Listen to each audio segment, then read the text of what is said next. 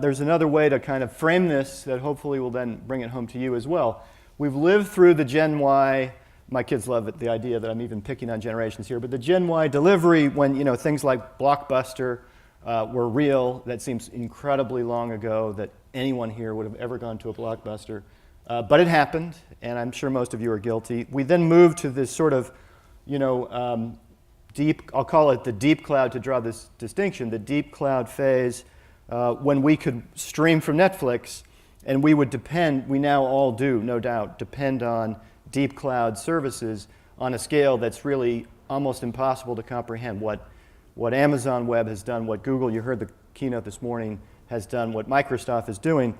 But we think there's room for, and now an extension of this journey that takes us to the edge, and there's reasons for it. There are applications, we're going to see these in just a moment, who depend on the scale, the bandwidth, the capacity, and the low latency to come to life.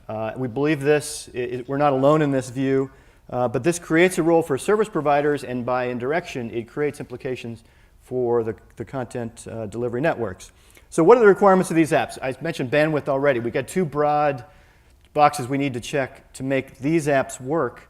One is capacity, bandwidth, which is what everyone in the room here is about. The other one is latency, which you care about deeply as well.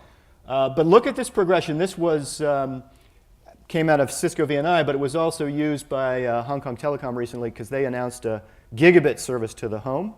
And when you think of, you can even discount these numbers by half if you like, or even more. It doesn't matter. If you think that there's room in our world, in your day in your life or your kids, for these kinds of things, 360-degree video, AR, VR, and so on, even just simply 4K streaming, they will drive extraordinary needs for capacity. And that's not, solving this problem alone is not sufficient. What we need to do then is look beyond it and look at what we call now, what we're calling at Qwilt, the 20 millisecond zone. You may have seen our ad in the program. Let's call it the red zone for a minute.